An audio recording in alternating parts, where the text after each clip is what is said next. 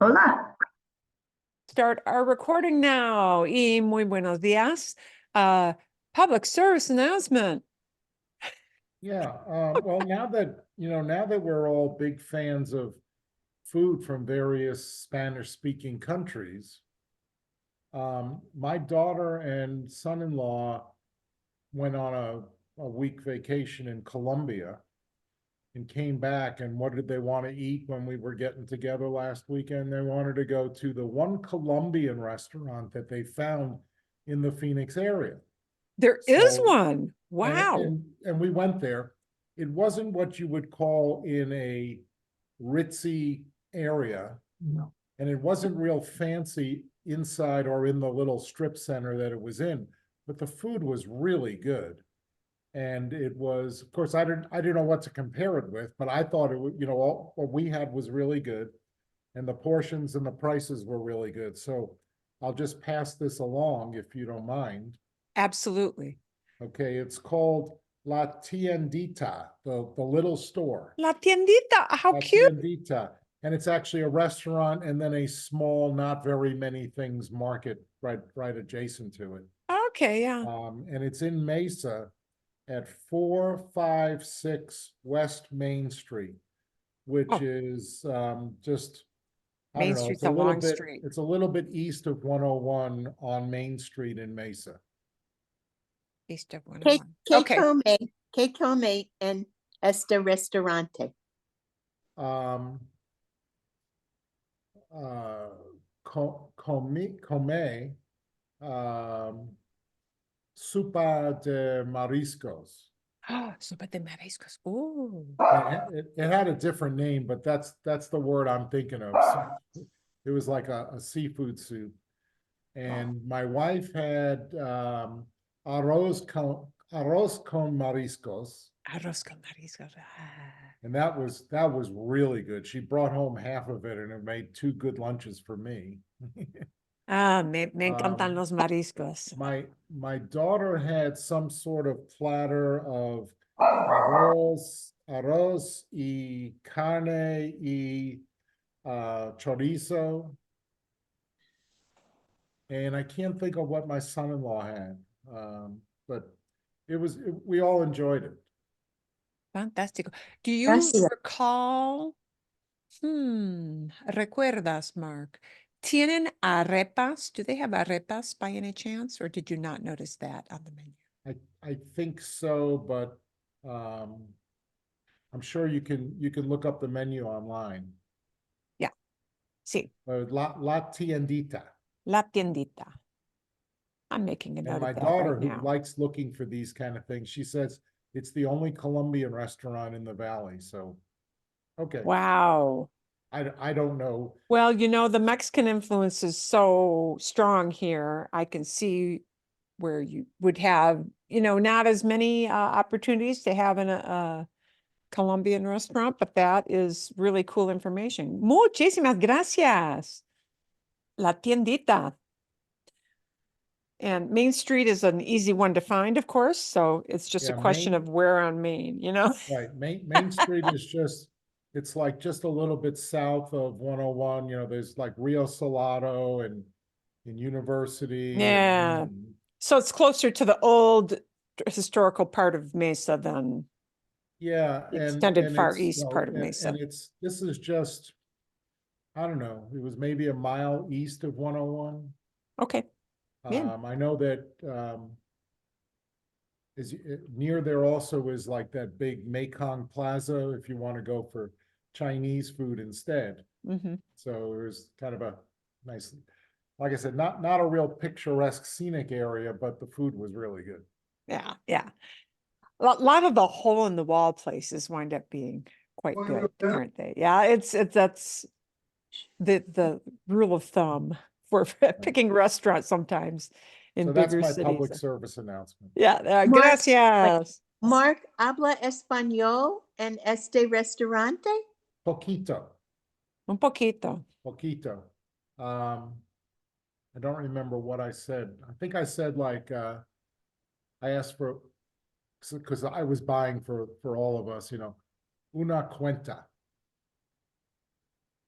And then I used my best Spanish pronunciations of everything that I ordered, and the guy said, good, you know, Ah, te entendió. He understood you. Maravilloso. Okay. small victories. That's what life is full of, small victories. We got to go with that. Yep. Vale. Fantástico. Ok. Muchísimas gracias. Información cultural. Cultural information is always welcome. Ok. Vale. ¿Qué vamos a hacer hoy? What are we going to do today? We are going to revisit our little article on flores. And I did not get a chance to even start that article with this class, I believe. Did I? No. Okay. So we're going to do some pronunciation practice with reading aloud, and I'll pull it up on the screen and enlarge it and everything. But, you know, if you have it on your screen or if you printed it, feel free to use whatever you're comfortable with. We're going to see if you had any questions on our video about el mapa del mundo, el mapa mundial, which I thought was a really kind of an interesting way of looking at the question of how maps are produced, how you read a map. Something I had never thought about before. So that was fun. And then we have our conversation questions. And these were based on a little couples quiz. So that's on our list. I have some things up my sleeve for finishing up if we have time, but I think that's going to be kind of a lot to do for one session. So I think that's as far as we are going to get. Bien. Voy a compartir mi pantalla. I'm going to share my screen so that we can start some reading. And when we look at this, this is for just a little snippet of pronunciation practice. It is a very good practice for you when you get an article like this. Or if you just go in and ask Google to translate an article, which you can do, by the way, of course, on your own, if you find something of interest. It's a very good idea to read aloud. And literally, I know the people who live with you in your house may think you're a little crazy, you're talking out loud to yourself, but you know, mentally you can be reading and that's fine, but we sound different to ourselves when we read mentally, don't we? And it's different when you have to actually say it, and it forces you to actually practice moving your mouth muscles and your tongue in the proper way when you read aloud. So that's why it's actually helpful. And I would encourage you even one step further to take your cell phone or tablet or whatever and record yourself as you read aloud. You know, maybe take 4 or 5 sentences, record yourself, and then listen to that. And I know it's quite painful to listen to our own voices. I don't even like to do that for myself, but it is useful to listen back, because a lot of times what we think we're saying is not what we're really saying. So to kind of analyze yourself. Or if you ever do a little snippet and you want to send it on to me as a file, I could listen to it and critique it for you as well, if you so wish.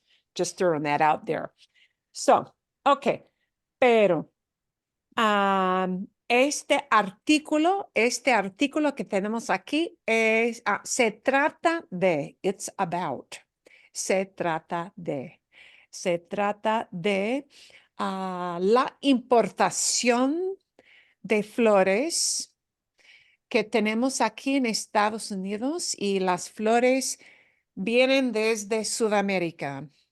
Y hay dos días que particularmente tenemos como días festivos, días de festivo, cuando mucha gente compra flores, ¿sí?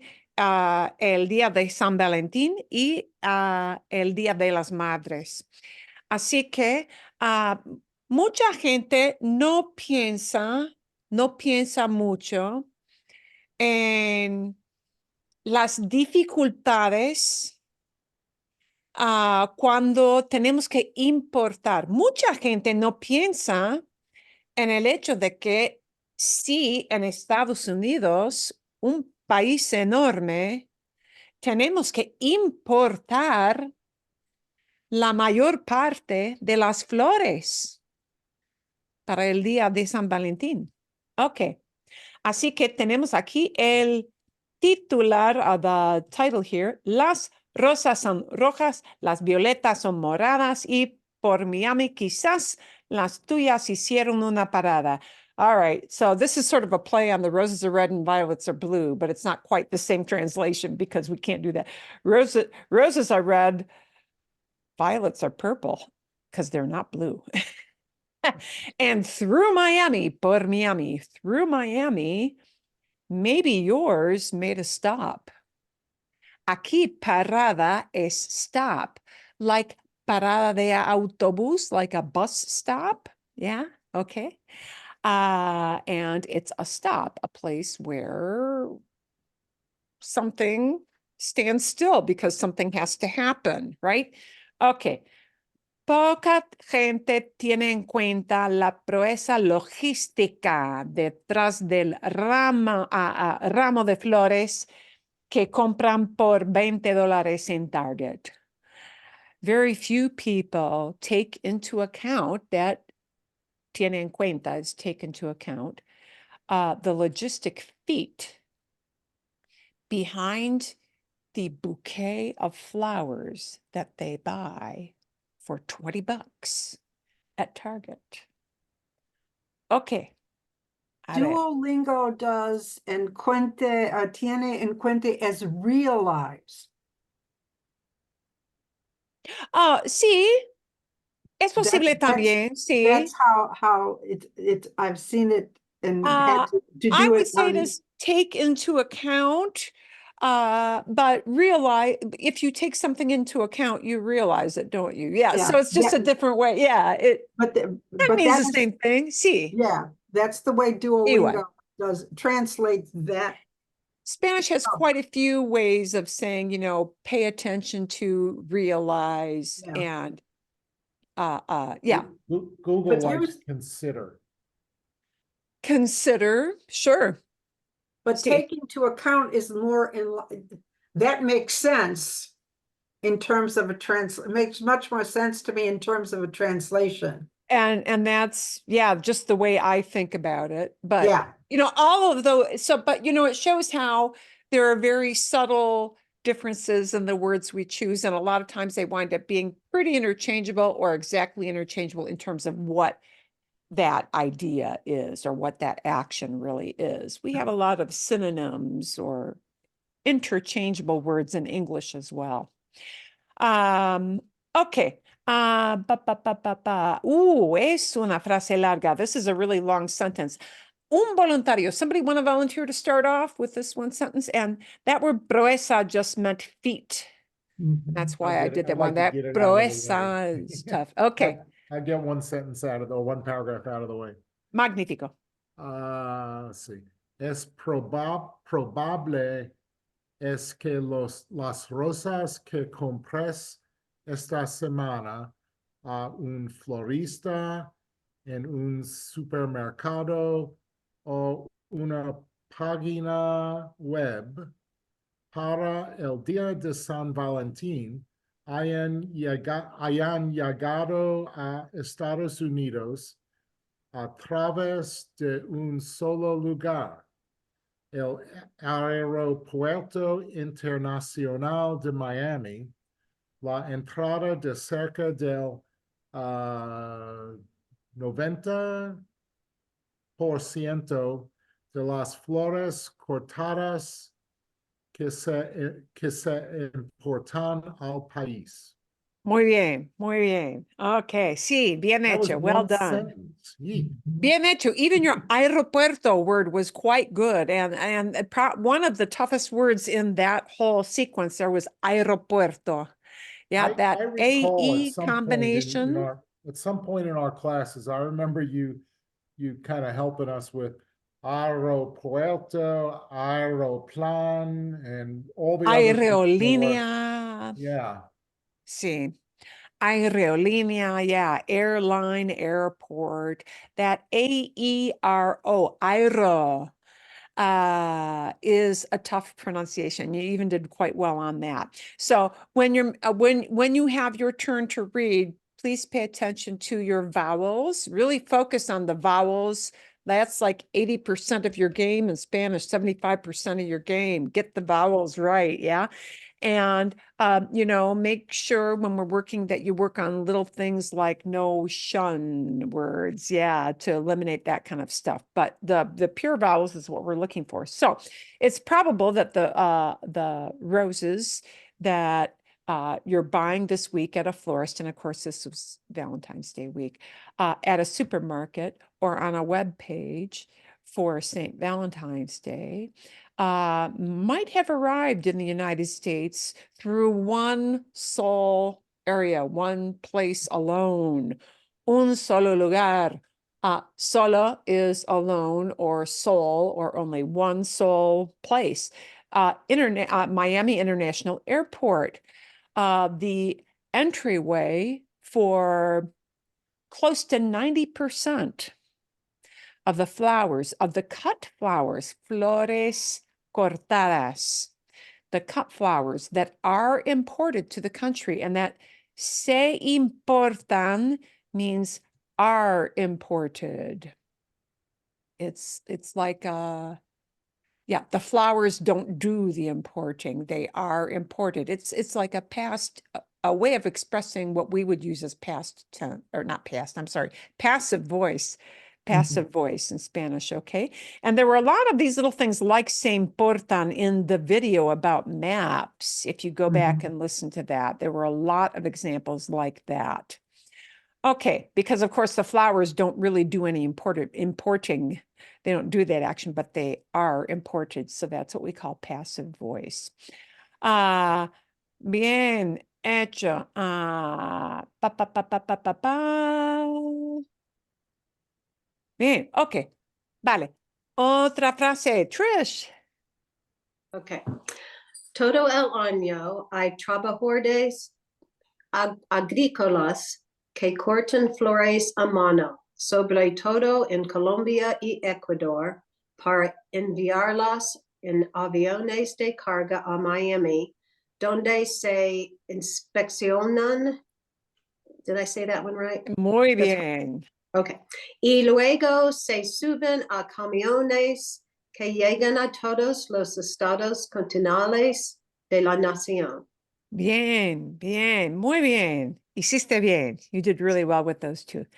All year, there are agricultural workers, and that hardest word that you were stuck with, Trish, was agrícolas. Agrícolas, agricultural, yeah? But that's a long word, and it's not something we use all the time, so that's a tough one to do, agrícolas. Okay, there are agricultural workers who cut flowers by hand. A mano means by hand. Yeah, that's the way we say by hand. It's not, you might think it should be por mano, but it's a mano. Cut by hand. Above all, in Colombia and Ecuador, in order to send them on cargo planes to Miami, where they are inspected. And here's another one of those passive voice things, right? The flowers don't inspect anything, they are inspected.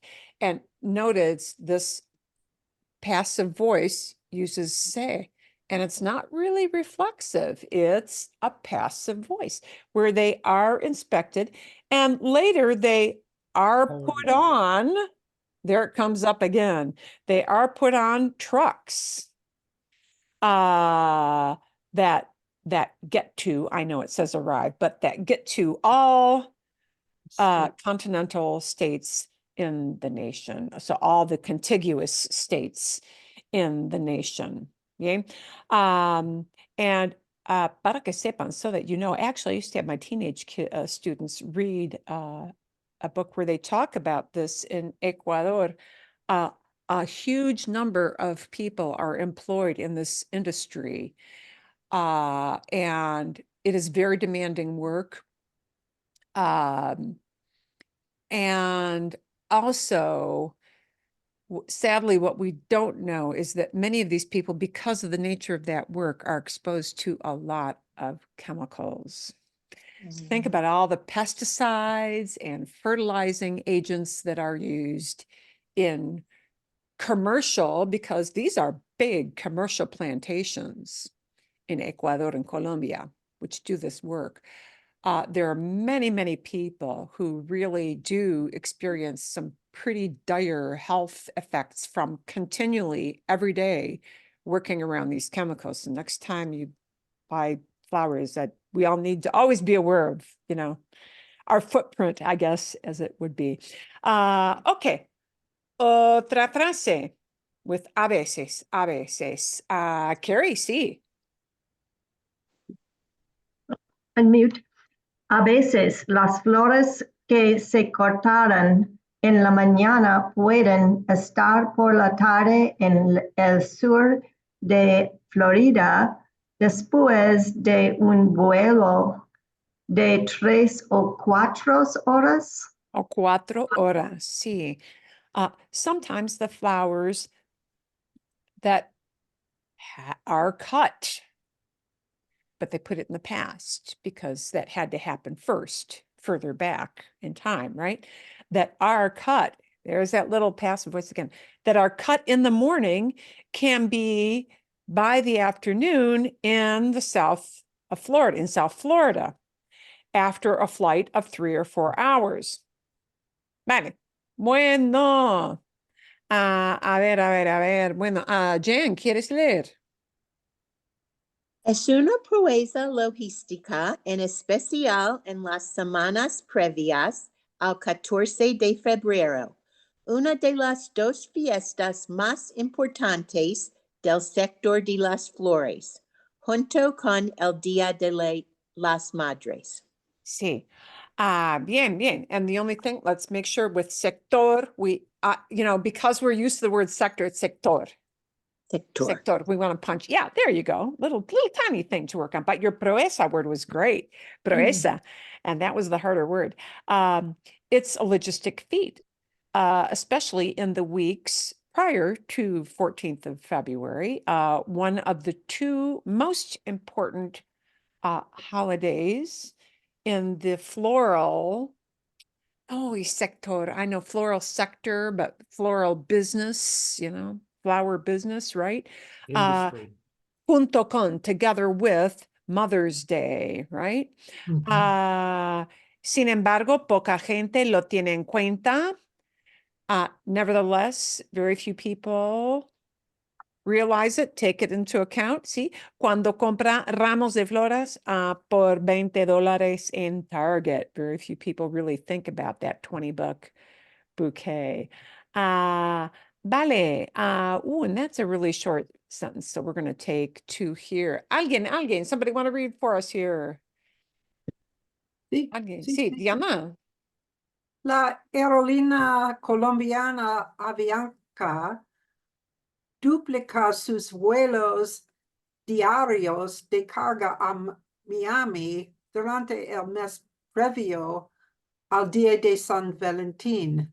La Oficina de Aduanas y Protecciones Fronteriza Fronteriza, sí. especiales en agricultura de otras partes del país para las inspecciones de las flores. Muy bien. And you did one of the crucial words in that sentence that you had, the other was aduanas, and that came out really nice and clear. And that UA diphthong is a tough one for English speakers. Ua. It winds up being like a W, yeah? And you did that really well. Aduanas. But that's an important word because it's a word when you travel that you see all the time because it talks about customs, yeah? So the Colombian airline Avianca doubles its daily flights, its daily cargo flights, vuelos diarios de carga. daily cargo flights to Miami. Throughout the month prior to, okay, previo is previous, but throughout the month prior to Valentine's Day. The Customs and Border Protection, so Border Control, Office, brings specialists in agriculture from other parts of the country for flower inspections. And sadly, I was not able to fit the pictures, which were super interesting because they literally shake everything out to make, like, see if there are bugs, pests, anything. These people work hard. They got to go through, samples of all these huge bunches of flowers, which of course hasn't really, in most cases, been assembled into bouquets yet, but they're just huge batches of flowers. Los ejecutivos del sector pierden el sueño coordinando las rutas de los camiones y la resolución de problemas. So executives in this sector, in this business, lose sleep coordinating the truck routes and problem solving. Resolution of problems. I know we would probably translate that as problem solving, right? Meaning you get everything on time where it needs to go. Okay. ¿No te llegó un envío de rosas? Your literally, didn't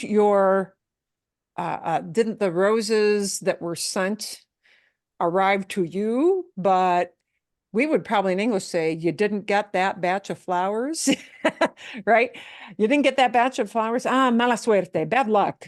La demanda termina, demand ends. La demanda termina cuando acaba el día. The demand ends when the day is done, when the day is over. Acaba means ends. When the day ends, demand ends. Hasta el Día de las Madres, claro está, until Mother's Day, of course. Claro está, clear it is, but you would say, of course. Vale. ¿Quién quiere leer? Aquí, Lori, ¿quieres leer? Las ventas de flores aumentaron durante la pandemia. La pandemia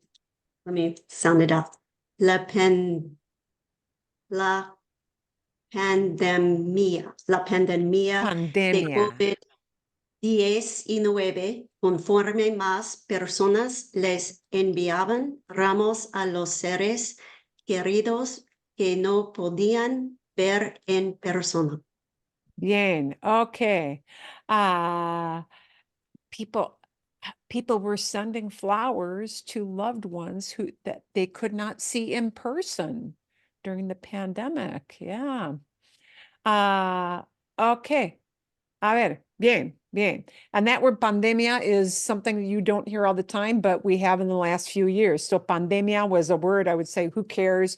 How often are you going to use it? But yeah, but the last 3 years, everybody in Spanish has been using that word pandemia, pandemic. And that's enough like English, but a little different emphasis, pandemia. And actually, one interesting thing we should look at with this word, a lot of times when things end in IA, we're used to ia, right? Ia. But notably, this does not have the ia punch. And that means the syllable that we punch harder is that de syllable. Okay, because there's no accent mark on the I of pandemia, it's like farmacia, right? Farmacia is not pronounced farmacia.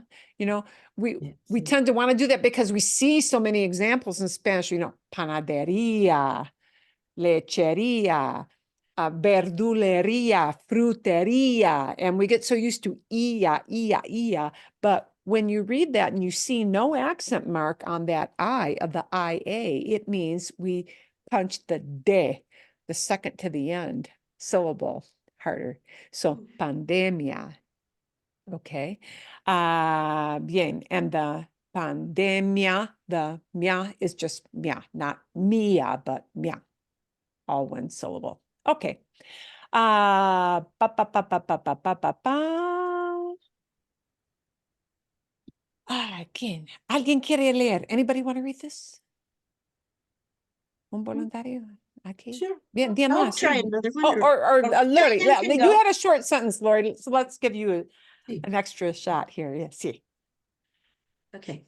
Después, cuando las restricciones bajaron por la pandemia, las flores escasearon durante una temporada, pues la gente recuperó el tiempo perdido y se disparó la cantidad de bodas y otros eventos festivos. Festivo, sí. And there's kind of a colloquial, I'm going to call it a kind of a colloquial phrase here, this little verb here. So, después, afterwards, meaning after the pandemic, well, are we really dumb? But hey, okay. Afterwards, and here después is really afterwards, yeah? Afterwards, when restrictions on account of the pandemic went down, meaning decreased, yeah? Flores escasearon. ¿Qué es esto? What does that mean?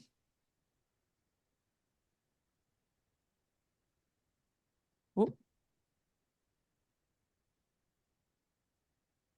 Is it temporarily scarce or? yeah, there you go. Yeah, that scarcity word is kind of like that. Yeah. Durante una temporada, for a season, for a while. Okay. And pues is just kind of a connector, and it's telling you this is a connected idea. So people recovered or caught up on lost time. Y se disparó. Disparar is to do this con una arma, with a gun. So, se disparó la cantidad de bodas y otros eventos festivos. This is like saying shot up. And the quantity of weddings and other events shot up. And then we literally use that shot word. Okay, we're going to do one more paragraph, and then we're going to leave the rest for next week. Terry, ¿quieres leer un poquito? ¿O no? Okay. Sí, Okay. bien. Sí. And you got a little bit with numbers that might be a little challenge, but we'll do it. Okay. Ahora estamos en una transición para averiguar cuánto demandan a la semana los consumidores.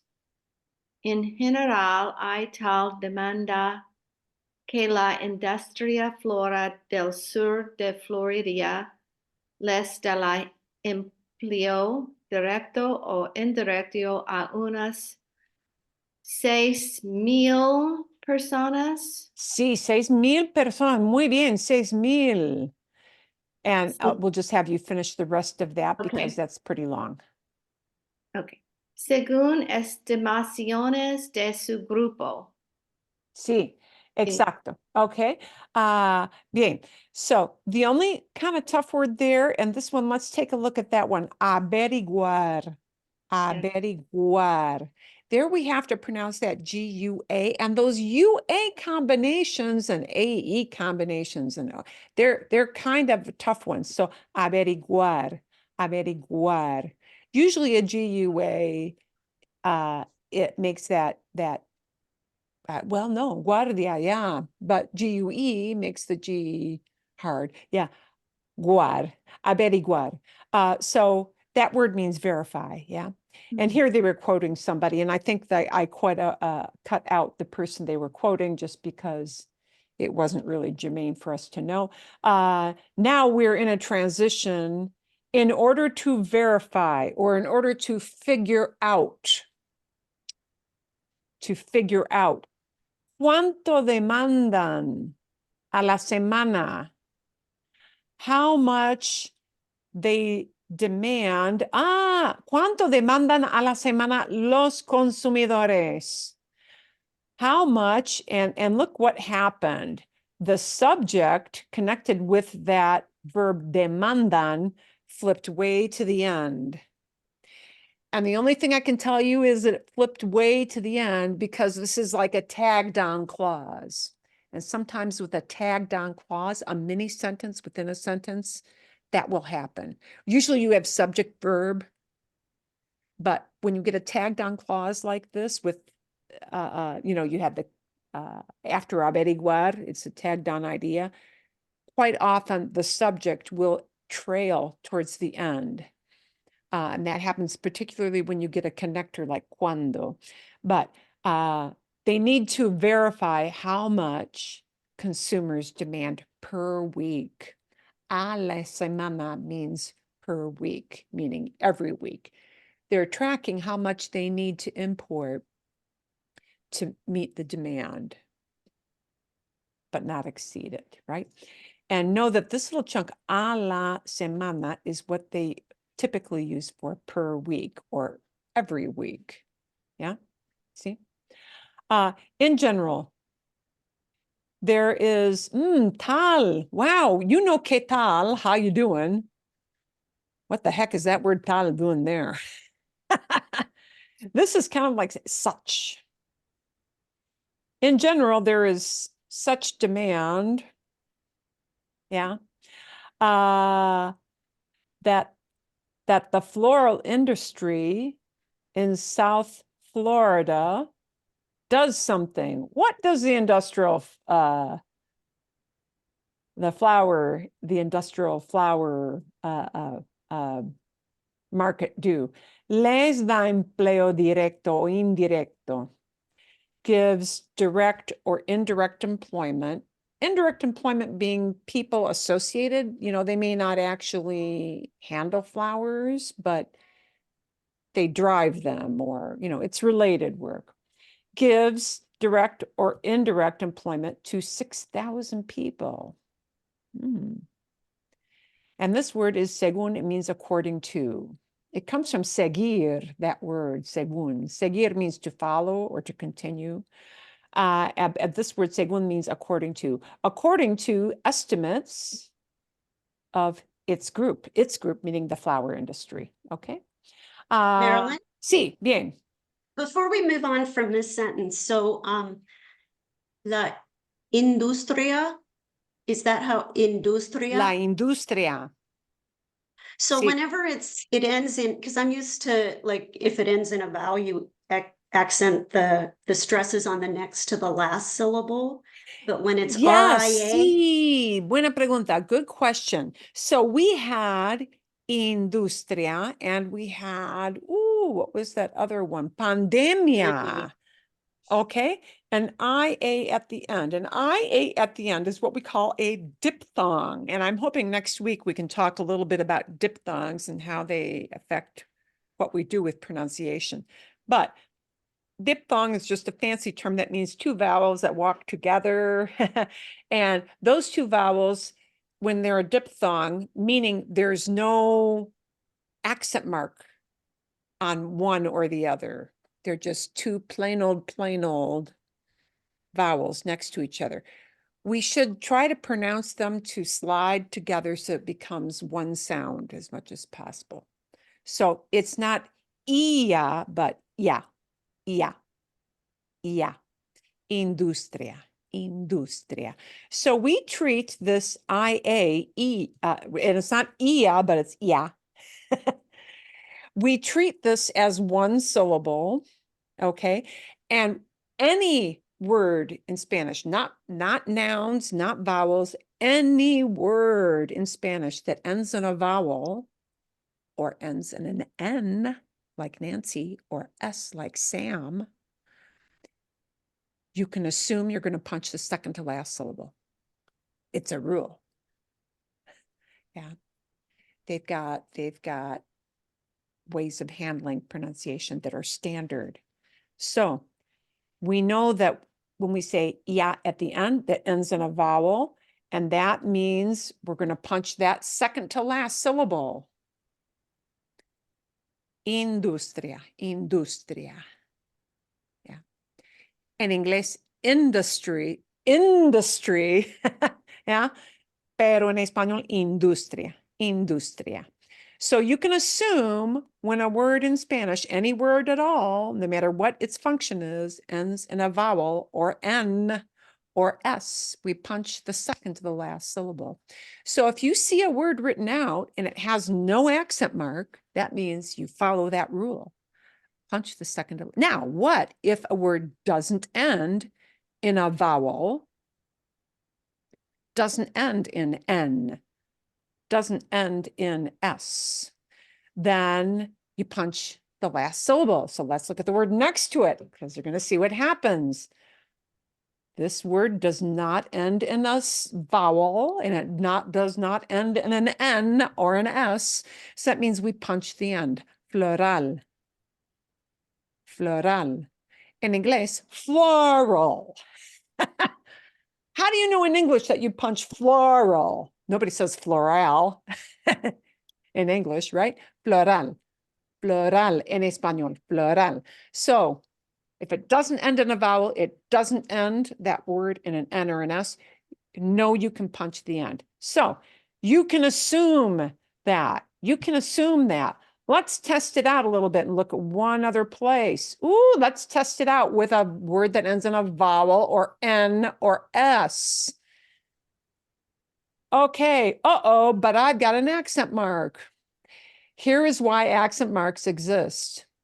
They exist to tell you, I know you think punch second to last, but oops, not this one. An accent mark says this word doesn't follow the standard rule. That's why it exists. So the accent mark shows us that, you know what? You're not supposed to punch that vowel sound at the end normally because it ends in an N, but yes, the way that everybody pronounces that word, it breaks that rule. So we're going to show you which exact vowel you should punch a little harder. That is why the accent mark exists.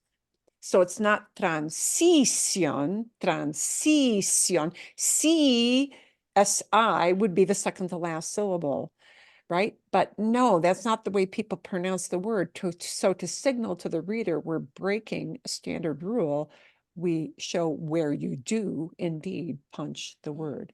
Transición, transición. Okay. Transición. And look at what happens when we've got a sion word, when we have a sion word, but it becomes plural. That means I'm adding on a syllable. I'm adding on an extra syllable to that base idea of estimación. Estimación by itself, singular, would need an accent mark. But once I make it plural, then that thing, ooh, ends in a vowel or N or S. Ooh, S, ding, ding, ding, ding, ding. Oh, you know what? Now the second to the last is, in fact, what we punch. And I don't need that accent mark anymore. So estimación, singular, needs an accent mark. But once I make it plural, because I've tagged on an extra syllable and the way it ends is an S, I no longer need that accent mark. Wow. Okay. Bien? Little mini lesson. Oh, also look at this word. Colombia, Colombia. Colombia. And it's not Colombia, right? It's Colombia. And the bia is all pronounced as one vowel, but ends in a vowel.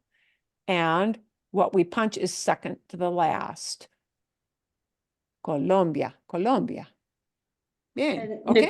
negocio is the same thing, right? Negocio, yeah, negocio, sí, negocio. Ends in an O. So we look at the second to the last syllable, which is go, negocio, negocio.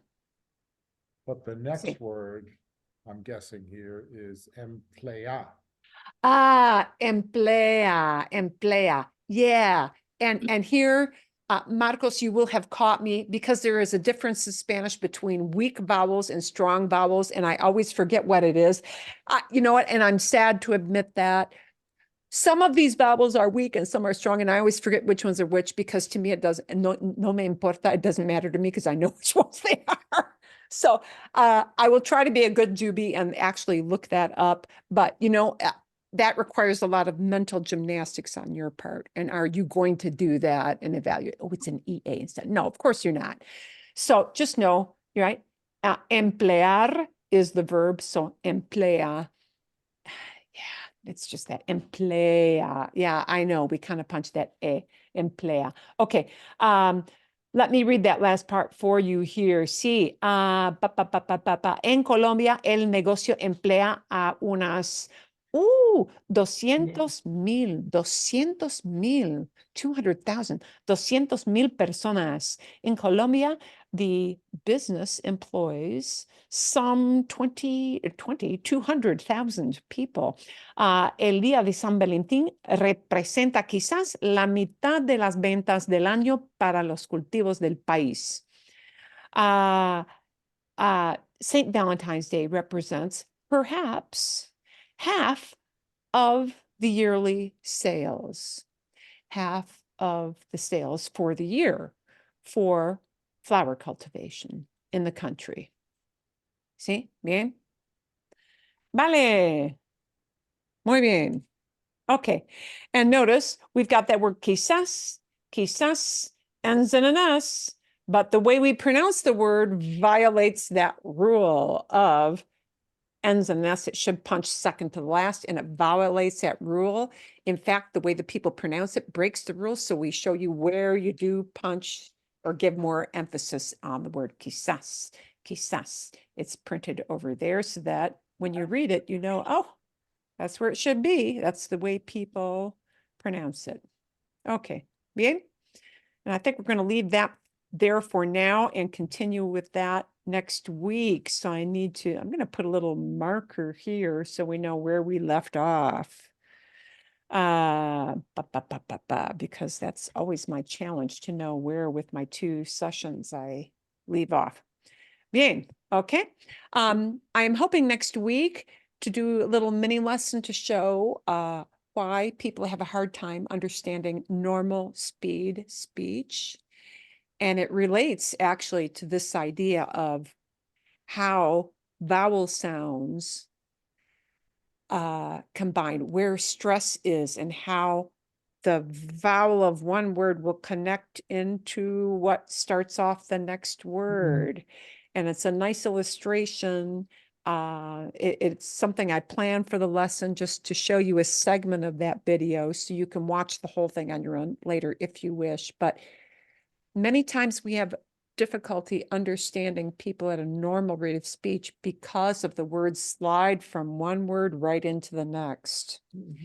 And it has to do with the way Spanish puts stress on one word and then, well, the same thing does happen in English quite frequently, actually. It's just that we're not aware of it because it's what we grew up speaking. But, okay. Bien. Okay. Todo bien. All good? Sí. Bien. Buena práctica. Let's take a quick look at this. I really liked this video. I like this guy. He is Sí. he's cute. He's cute. He just thinks about things in different ways. And I think that's refreshing. I really love it. Andres. And you know, this looks like such clickbait to see, you know, our world map's racist. But his point is that people look at things differently depending on where you grew up, right? Bueno, y el punto, el tema del video es que la perspectiva de las personas, ¿sí? Marilyn? Of Sí. course, if you really want to see a racist map, and I don't have any way to show it, go find the New Yorker cover with the map of New York looking out west towards the Hudson River.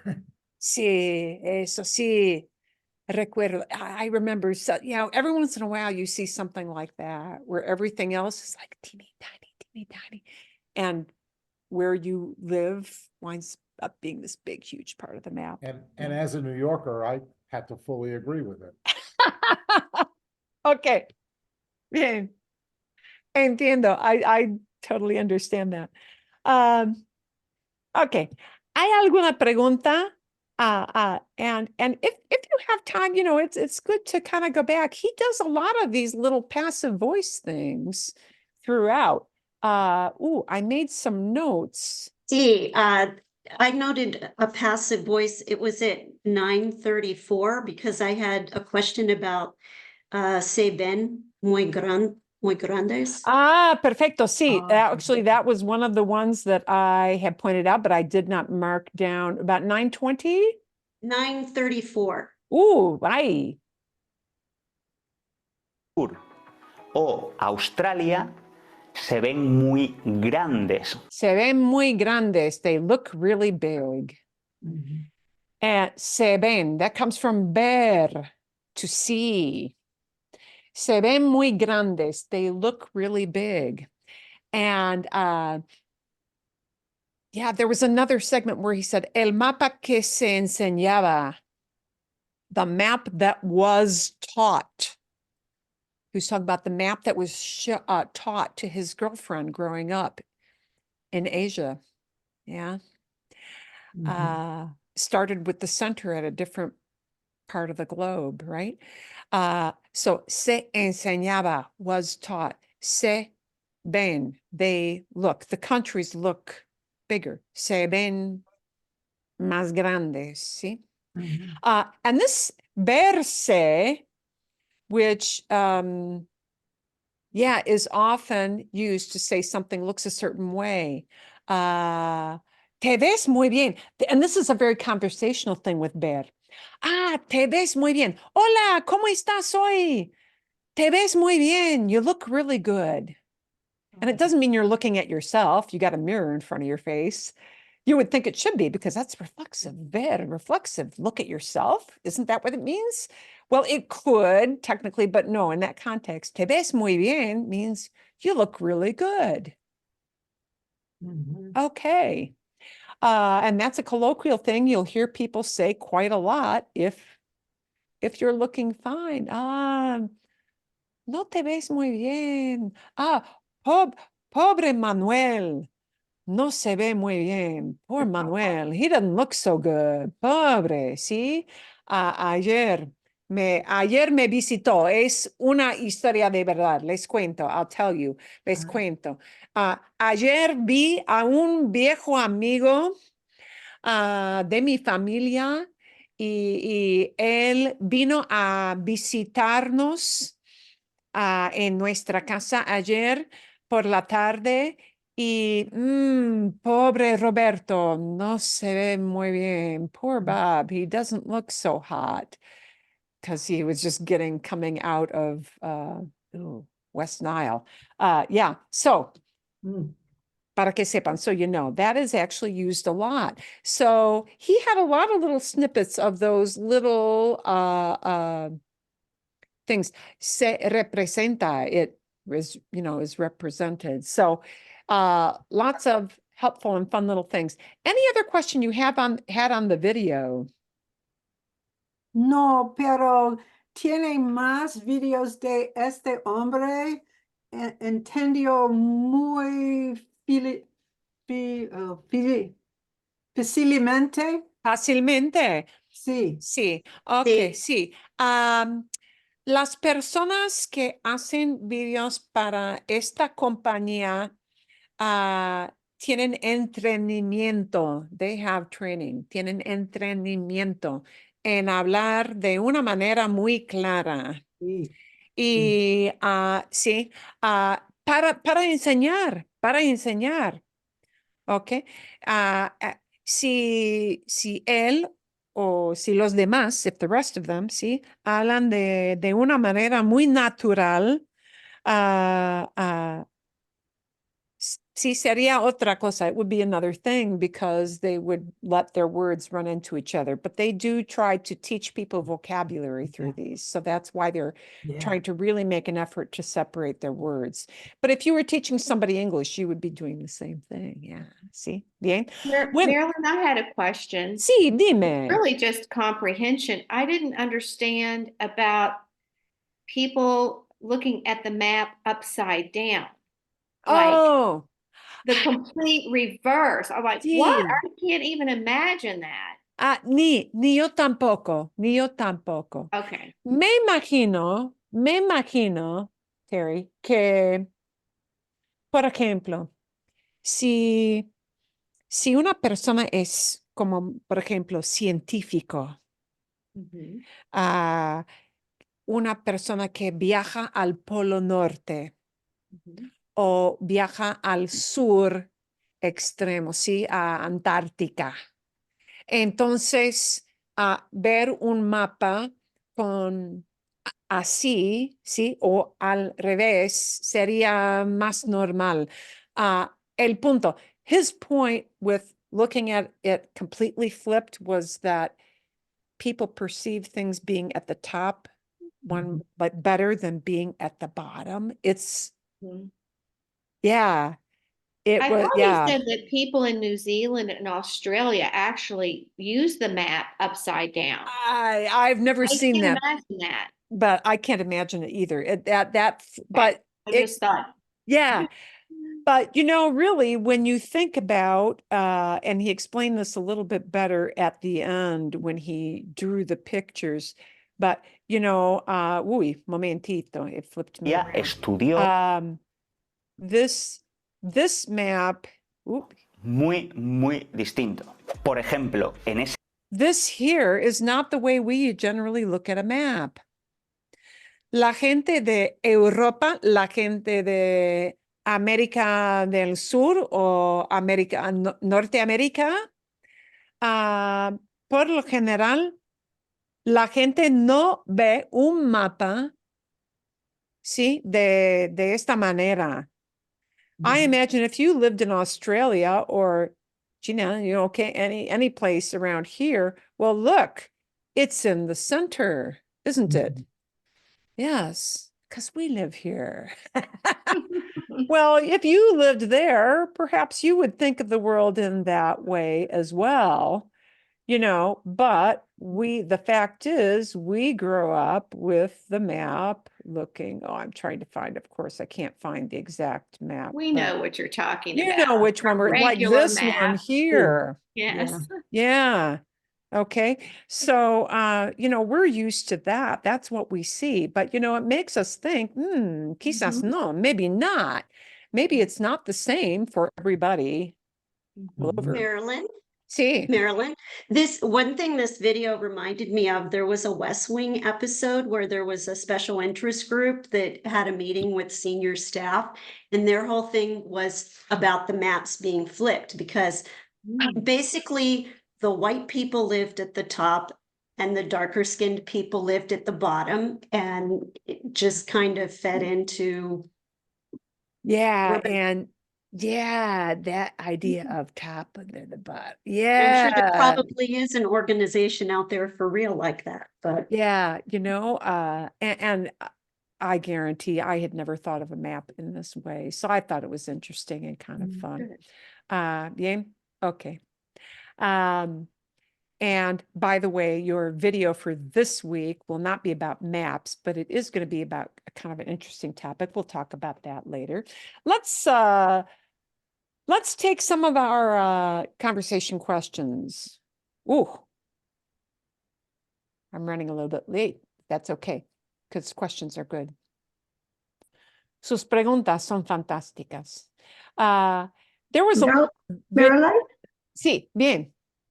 Before I start, there was one part, well, there was a lot of it I didn't understand, but at 7:35, they were talking about the car, and it was a Zuro or un bocho, and I couldn't find a translation for that. Do Are you know? talking about the map video or this? Oh, no, other- this one here. This one here? Yeah. Hola, ¿qué tal?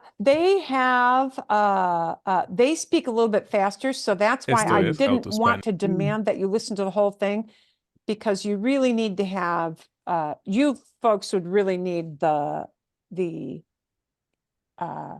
subtitles on, and Mhm. I'll put them on to try to make that.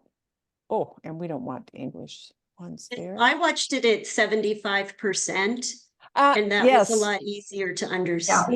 Yes. Too fast for me. Yes, Mhm. it does. Now, many people have told me that they can understand Anna better, that she speaks a little bit slower than David, but I don't really perceive that, but that may be true. So your question is about carros? Yes, Carrie? sí. Let me see, about 7:20? 7:35 it was, but yeah. Okay, I'm gonna let them run a little bit here. Yep. Automático. Así lo pedí. Sí, exacto. Pero bueno, creo que hoy en día casi todas las escuelas de autos, bueno, de enseñanza de manejo, Almost autos de escuela. Okay, sí.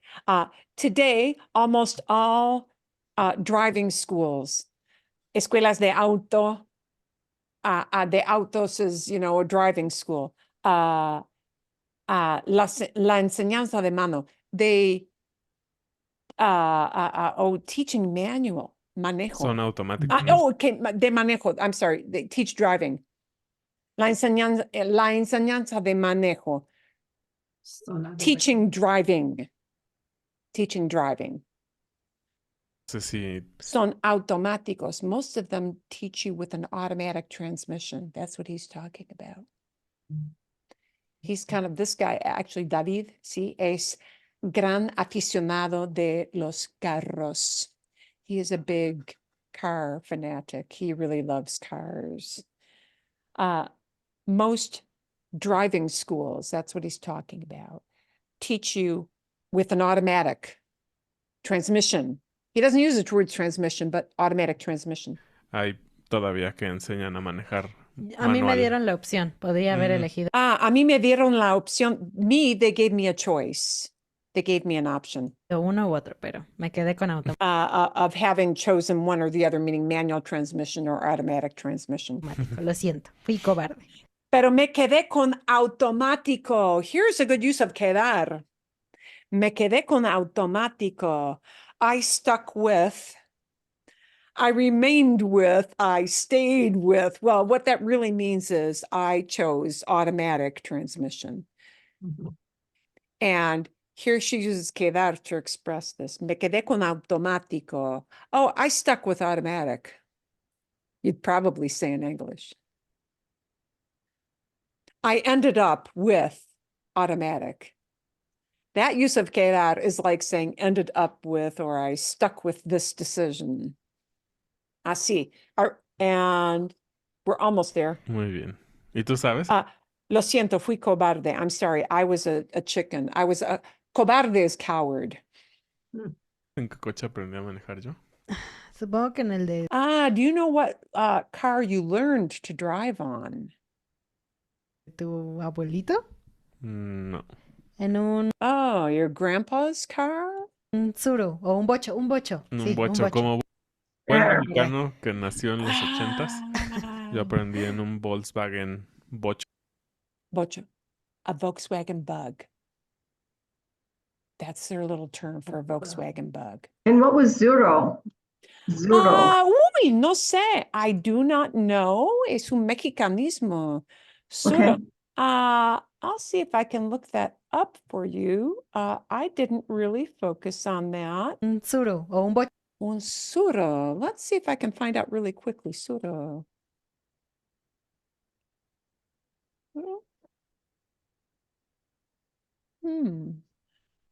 No sé. Don't know. ¿Es All una right. marca especial? ¿Una marca especial? No sé. I do not know. Algo especial, una marca, no sé. Momentito. No sé. Can't find it now. I'll see if I can find that out for you for next week. Okay? Thank See? you. Mi tarea, my homework. Okay. this might have been hard for you to follow everything that they said, but it gave you the context for how they were asking these same questions. Okay, so that's why I put in the link to that. And if you didn't watch the whole video, don't feel that you have to. But let's try to take a few things here, quizás 4, y los hacemos todos juntos. Should we do these all together? ¿Sí? Creo que sí. Bien, ok. ¿Cuál es tu primer recuerdo de niñez? ¡Wow! ¿Cuál es tu primer recuerdo de niñez? What's your first childhood memory? La mía. Oh, mine. La mía. Jan, ¿tienes algo? Mi primer recuerdo es cuando nació mi hermano y fue a verlo al hospital. Ah, perfecto, sí. Tienes hermanito, un hermano menor. Ah, pues sí, perfecto, sería perfecto. Yo fui la última de la familia. Así que no tengo, sí, mis memorias son de hermanas mayores. Sí, mis memorias son de hermanas mayores. Pero porque fui la última de la familia. Nací como la última. Bueno, mi primer recuerdo es de sentarme cerca de una mesita de niños enfrente del televisor. Oh, Con un programa así, con mi almuerzo, comiendo. Mi primer recuerdo es de comer mi almuerzo enfrente del televisor, en mi mesita, en mi silla muy pequeña de niña, con como Romper Room, un programa como Romper Room. Eso sí, ok, bien. Sí, Miss Patty.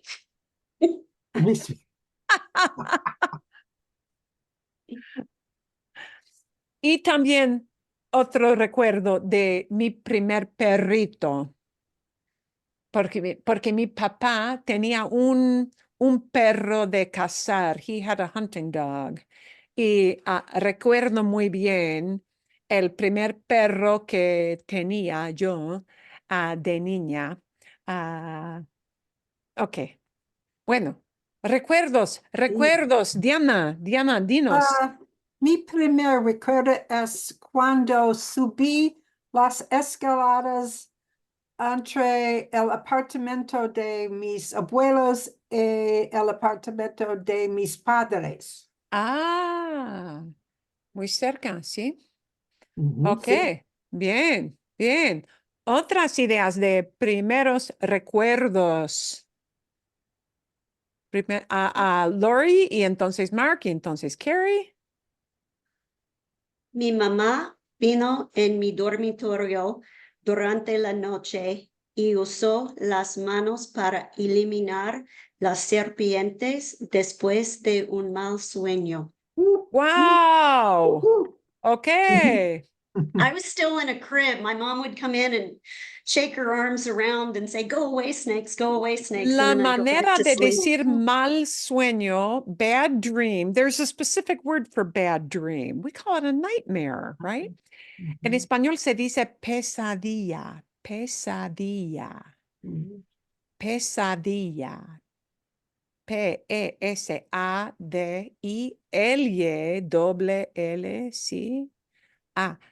Sí, pesadilla. Una pesadilla es un sueño malo, un sueño terrorífico.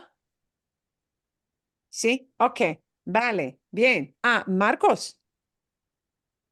Recuerdo que viajamos en el verano a Miami y a varios países del Caribe, particularmente a Puerto Rico.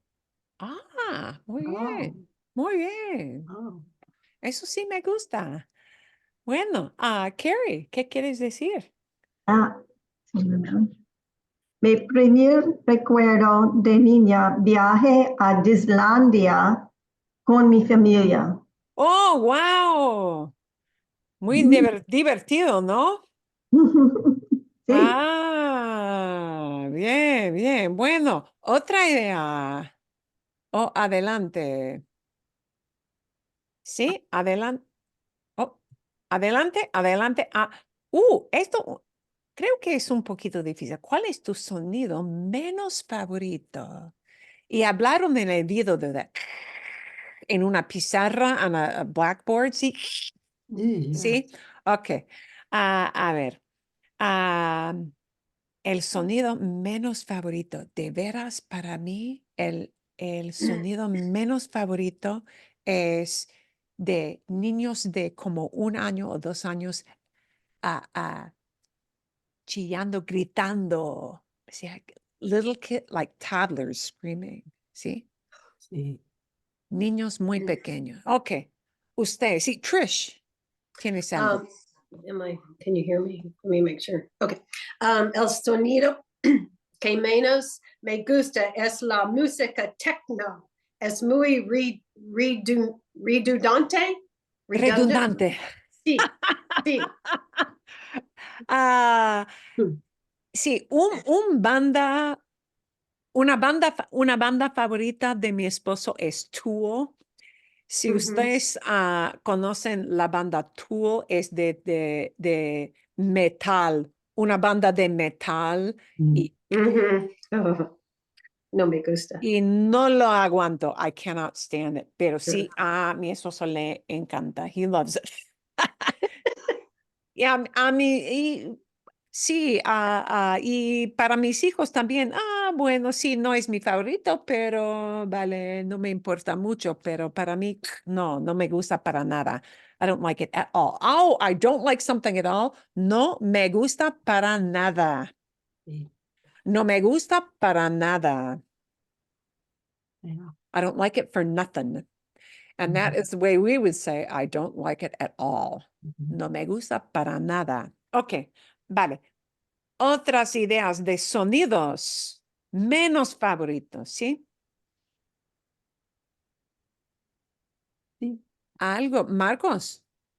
Sí, en mi casa, mi sonido menos favorito es cuando los platos, and I hope this is the right word, cuando los platos golpean en el mostrador de cocina.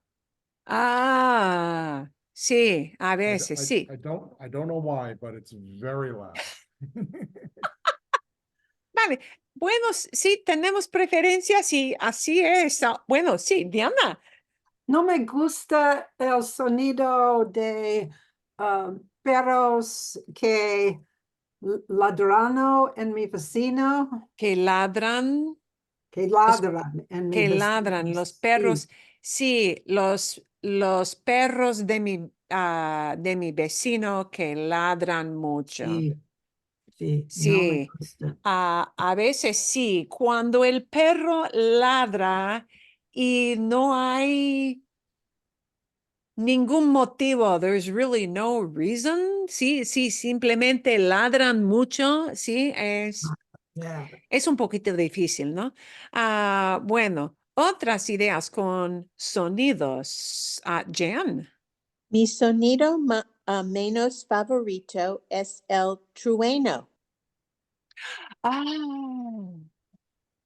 Con ambulancias y carros de Oh, policía. wait a minute. Thunder. Sí. Trueno. Trueno, perdón. Trueno. Trueno. Sí, trueno. Oh, sí. No me Puede gusta. ser difícil, puede ser muy difícil el trueno, sí, un trueno muy fuerte, sí. Y para los animales también, ¿verdad? Para Sí. los perritos especialmente, no les gustan. No les gusta el sonido del trueno. Bueno, ¿en qué coche o qué Ajá. carro aprendiste a manejar? ¡Wow! aprendí a manejar en un Dodge. El modelo no lo recuerdo muy bien, pero fue un Dodge, un carro enorme de mi papá. Sí, y automático. Ok, Carrie, ¿en qué Ah, coche aprendiste? aprendí a manejar en un Ford Mustang 1906. ¡Wow! Un Mustang. Un carro deportivo. Sí. ¡Qué divertido! Muy bien. ¿Qué año? ¿Qué ¿Qué ¿Qué año? año? año? 1906. 66. ¡Wow! Un Mustang era como un carro muy especial. Sí. Sí. Wow. Qué fantástico. Bueno, otras ideas de carros para aprender a manejar. ¿Alguien? Aprendí, Oh, sí, go ahead. perdón. No, continúa. Aprendí a manejar en una camioneta Oldsmobile de 1966. 66. Yes. Bien, bien. Camioneta, Camioneta como van, station wagon. station, sí, también, sí, sí. No se ve con frecuencia, you don't see often, no se ve con frecuencia station wagon, algo de station wagon, ¿verdad? Sí, como camioneta, sí. Y camioneta, sí. Vale. Eso sí me gusta. Bueno, Lori. Era un Dodge Dart marrón, más o menos de 1974. Bien, bien. Ah, excelente. Otras ideas de carros. Yo sí aprendí a manejar en un carro que no era automático, pero lo aprendí durante mis años en la universidad, porque tenía un amigo, un buen amigo, y íbamos a viajar, un grupo de amigos en la universidad. Íbamos a viajar, we were going to travel, íbamos a viajar al oeste de Estados Unidos, desde Michigan hasta Texas. Ay, qué viaje. Íbamos a viajar por carro, en carro, que no era automático. Así que yo tenía para tomar mi turno, to take my turn, para tomar sí, porque me tocaba a mí, it was my turn, sí, a manejar. Tenía que aprender o tuve que aprender a manejar con un carro que no tenía sistema automático y fue interesante. Sí. Lo logré. I did it. Lo logré. Pero me costaba. It cost me to do that. Ok. Otras ideas de manejar de carros o no. Adelante, adelante. ¿Cuál es la tarea de hogar? ¿O cuál es el quehacer? And I should have a que in here. ¿Qué odias hacer? ¿Qué odias hacer that you hate to do? ¿Cuál es el quehacer? Quehacer is a word for a chore. And some people might use tarea de hogar, which is a little more highfalutin term in a way. Yeah. ¿Qué quehacer? ¿Cuál es el quehacer que odias hacer? No me gusta vaciar la lavaplatos. Ah, Así lavo todos los platos en mano. a mano. A mano, sí, Wow. sí, Eres muy dedicada, eres una persona muy dedicada. pero una persona, Pues sí, sí. es otra cosa, ¿sí? Con una familia, aquí vivo con, somos cuatro Sí, aquí en la casa, así que sí, siempre hay muchos platos, muchos vasos, sí. sí, cubiertas, silverware, sí, por todas partes, así que sería posible. El mismo imposible. plato, el mismo vaso, todo el día. Todo el día. Qué buena idea. Ok, vale, ¿qué hacer? Odias hacer. What do you hate doing? Is it okay to just answer it this way? Limpiando la ducha. Limpiar. Limpiar. Yeah, when we use, qué buena pregunta. It's good that you phrase it this way, Lori. When we say cleaning the shower, okay? I know it's ing, and somebody would understand what you mean, by the way. But the correct way to express that they expect to hear from you is to use the infinitive. Okay. Limpiar la ducha. Limpiar la ducha. Sí, ay, no me gusta limpiar la ducha tampoco. Oh, I'm agreeing with you in the negative. When I agree with her in the negative, I use tampoco. No me gusta tampoco. I don't like it either. That tampoco is a way of saying not either. I'm agreeing with you in your negative idea. And the word we end up with at the end is tampoco. No me gusta tampoco. Ok, vale. Otra idea de tareas de hogar. A mí, limpiar el baño en general, todo en el baño. ¿Sí? Odio limpiar el baño.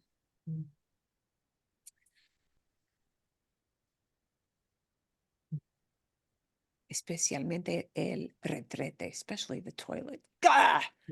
Sí. Ok, vale. Y odio sacar la basura, de verdad, odio sacar la basura, Sí, sí, ¿sí? sí, Porque huele mal sí. y sí. Bien, So, Marilyn, a quick question. sí, Would you dime. only use the ing form with another verb? We only use the ing. Well, I'm not going to say only because only isn't exactly right. Only won't be 100%.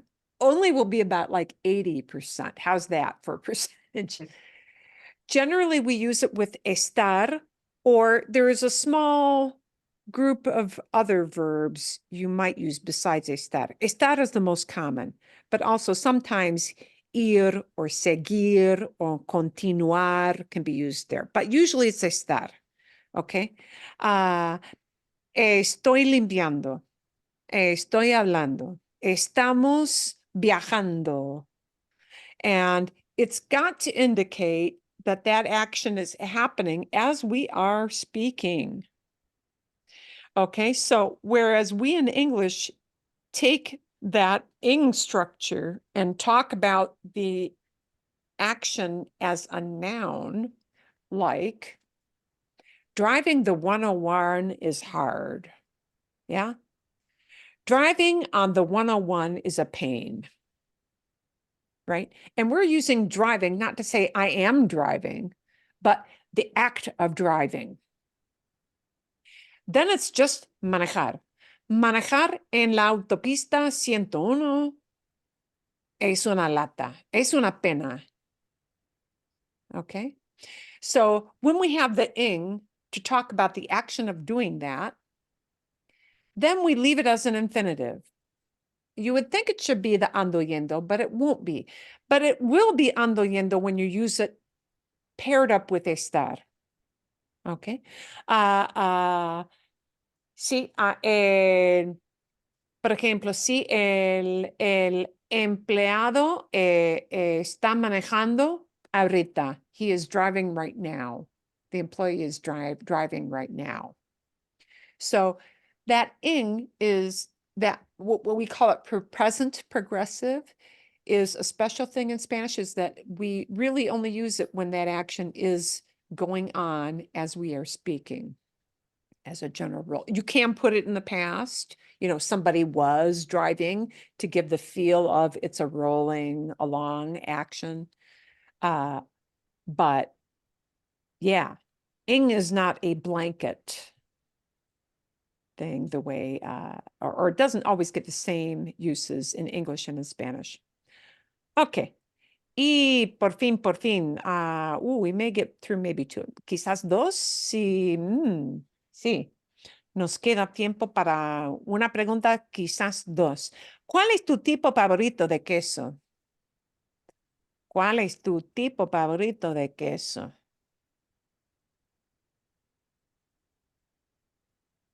Anafortamento, me gustan todos los tipos de queso.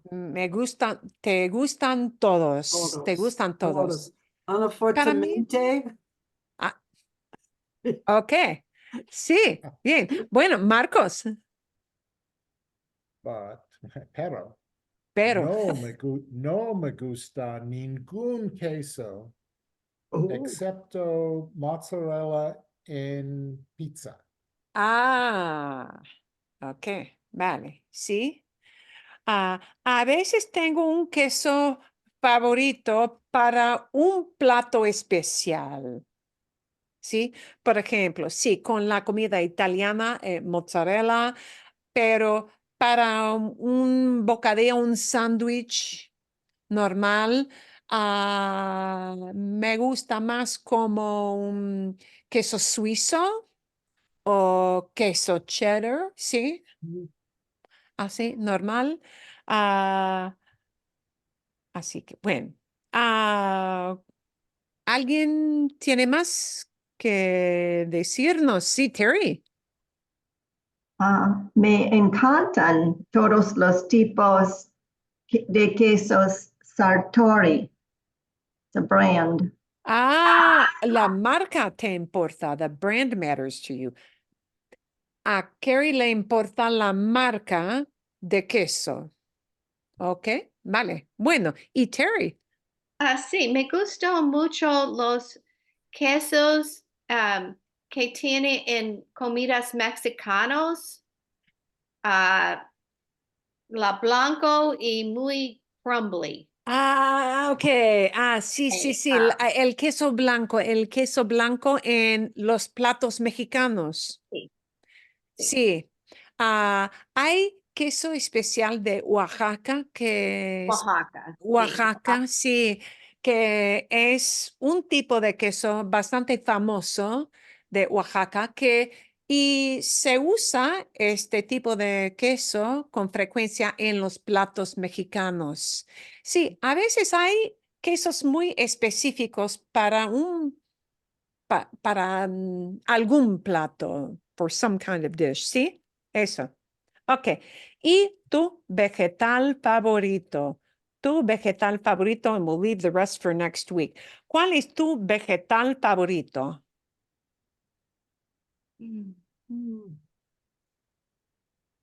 Si ustedes son vegetarianos, es una pregunta difícil, me imagino, pero para mí a veces el brócoli o los espárragos a mí me gustan los vegetales en general, casi todos. Terry.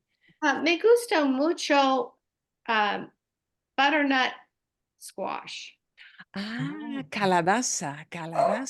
Awesome. Sí, bien, sí. Sí, me gusta también. Bueno, otra idea con vegetal. Mi vegetal favorito es el maíz. ¿El maíz? Bien. Bueno, maíz. ¿Y Marcos? Yeah. mis vegetales favoritos son los, and I'm gonna botch this word, zanahorias, Zanahorias. carrots, y Zanahorias. el broccoli. El brócoli, sí, me encanta el brócoli. And Me now encanta I- el... And I Ok, also sí, have a question, sí, sí. because I argue about this with my wife all the time. Are potatoes vegetables? Oh, Papas. Me sí, gusta eso. las ¿Es vegetal papas. el tomate o es una fruta? Técnicamente el tomate es una fruta, técnicamente, pero cuando hablamos de las categorías de las comidas, The potatoes. sí, sí, Potatoes. entiendo. Potatoes son como un raíz, like a root, ¿no? Es, pero consideramos las papas, las patatas, se dice en España patatas, pero se dice en México papas. Yeah. Papas. Las papas